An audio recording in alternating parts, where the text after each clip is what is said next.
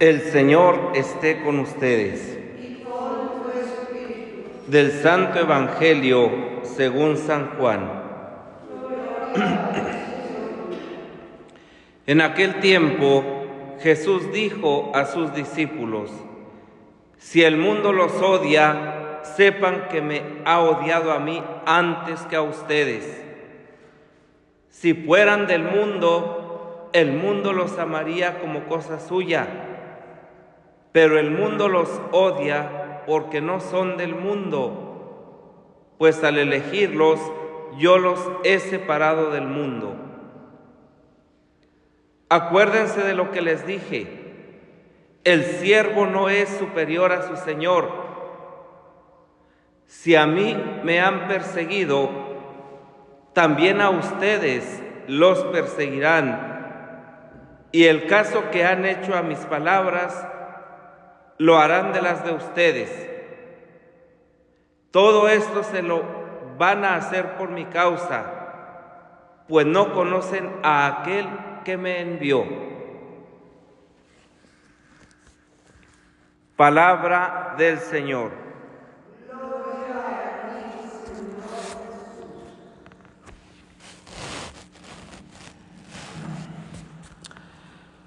El pasaje del Evangelio es una clara advertencia para todos nosotros.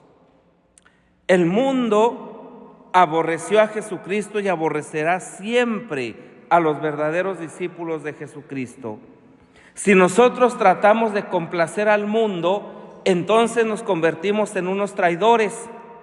Y entonces estaremos rodeados, ¿verdad?, de una multitud que nos aplauda, que nos adule, ¿verdad?, de una multitud hipócrita que no nos lleve verdaderamente a la proyección, a la realización, a la ejecución del reino de Dios.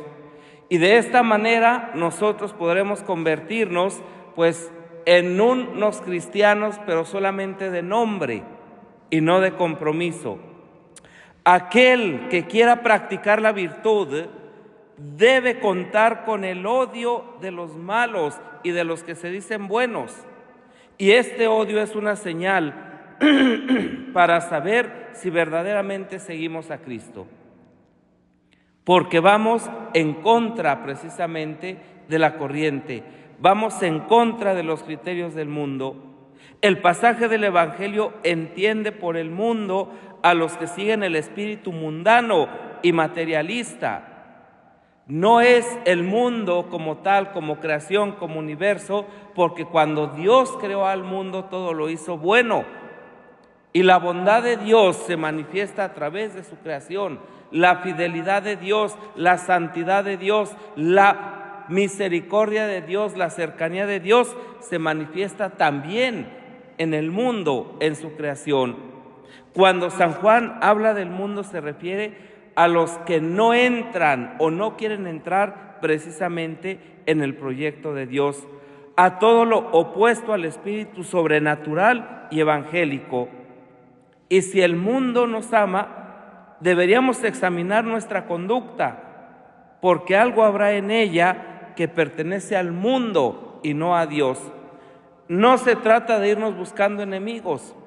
No se trata, ¿verdad?, de ir diciendo, bueno, como yo no soy del mundo, entonces todo mundo me tiene que odiar. No, los que están precisamente en sintonía con el Espíritu de Dios son aquellos hombres y mujeres capaces de descubrir la presencia de Dios en cada uno. Jesús nos dice en el Evangelio: si me persiguieron a mí, también los perseguirán a ustedes, dice el Señor. Y antes había dicho: bienaventurados los perseguidos por causa de la justicia. No siempre las persecuciones han sido iguales. Durante los primeros siglos se pretendió destruir la fe de los cristianos con la violencia física. Una violencia, una persecución que continúa hasta nuestros días.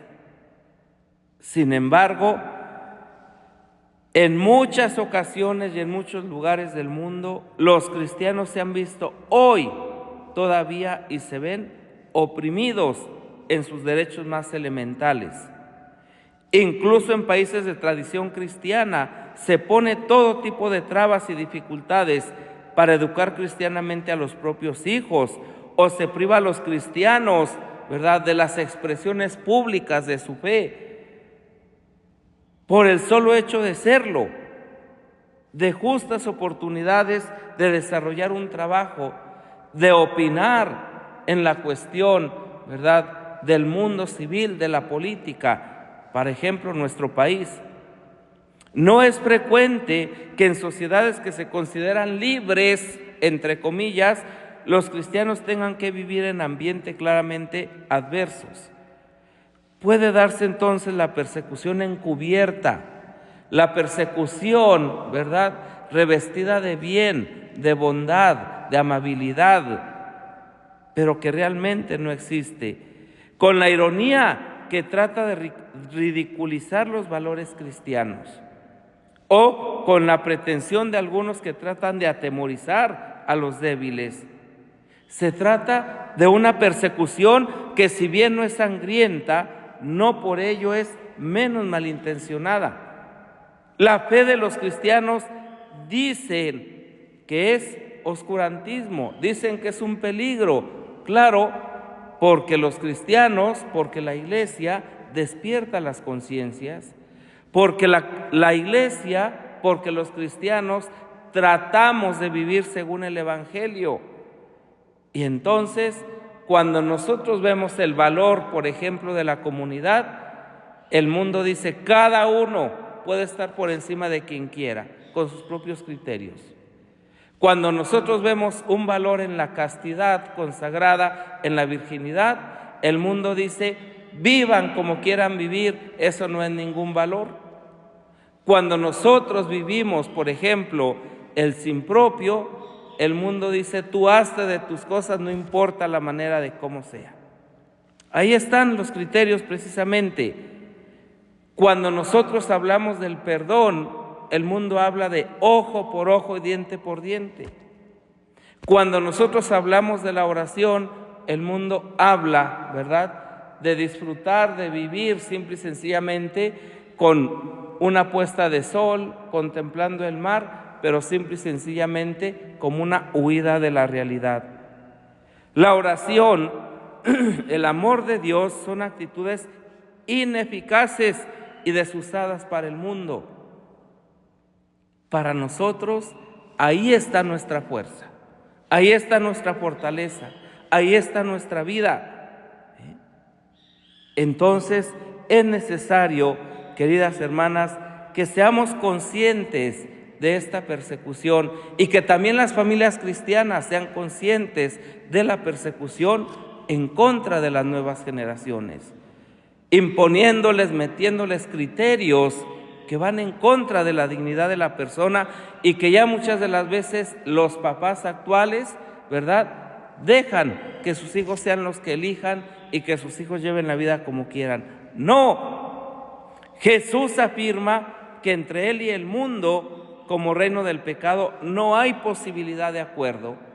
El Papa Francisco nos dice, con el mal no se dialoga, con el demonio no se dialoga, hay que cortar de tajo.